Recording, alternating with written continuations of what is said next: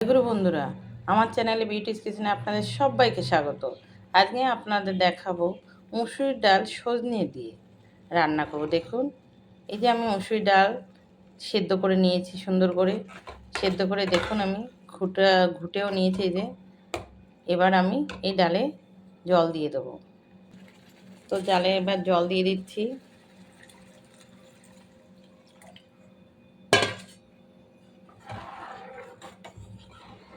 এবার আমি এই ঘোটার সময় আমি লবণ দিয়ে দিয়েছিলাম, আমি দিয়ে দেবো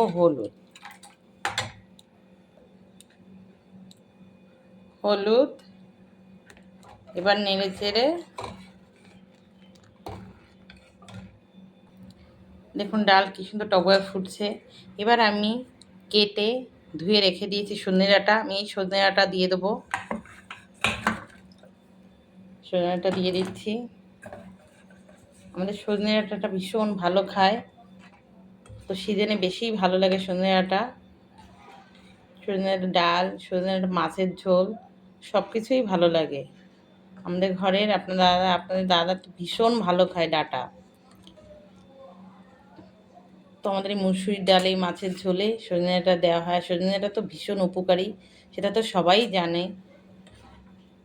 শুক্তোতে সজনে ডাঁটা ছাড়া তো শুক্তো হয়ই না। তো দেখুন এই যে এবার টকবগে ফুটবে। এবার আমি কাঁচা লঙ্কা চিড়ে রেখেছি, কাঁচা লঙ্কা দিয়ে দিচ্ছি। ডালে কিন্তু আমরা কাঁচা লঙ্কা চিড়েই দিই, ডালও একটু ঝাল ঝাল হবে তবে ভালো লাগে। তো এবার দেখুন সজনে ডাঁটাগুলো সিদ্ধ হবে সুন্দর, ডালে জালটাও হয়ে যাবে ভালো।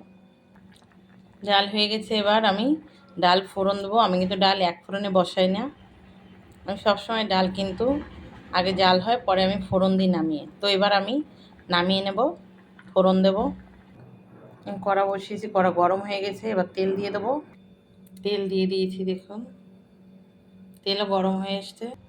দিয়ে দেবো তেজপাতা, দিয়ে দেবো জিরে,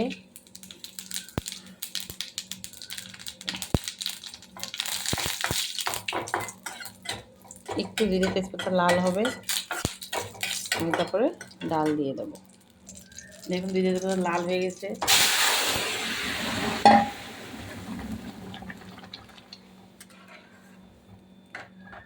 এবার একটু ডালটা একটু ফুটবে, সুন্দর জাল হবে। আমার কিন্তু তরকারি হয়ে গেছে, ডাল হয়ে গেছে। তো এবার আমি ডালটা নামিয়ে নেব। দেখেছেন সজনে ডাল কিন্তু ভীষণ ভালো লাগে খেতে। তো এবার আমি নামিয়ে নিচ্ছি। দেখুন আমার সজনে ডাঁটাতে ডাল হয়ে গেছে। আপনারা কিন্তু অতি অবশ্যই সবাই এই সজনে ডাঁটাতে ডাল খাবেন এই সময়ে, ভীষণ উপকার শরীরের পক্ষে। তো আমার এই রেসিপিটা যদি ভালো লেগে থাকে তাহলে please please please like share comment করতে কিন্তু ভুল করবেন না, সাবস্ক্রাইবটা করে দেবেন। জয় গুরু।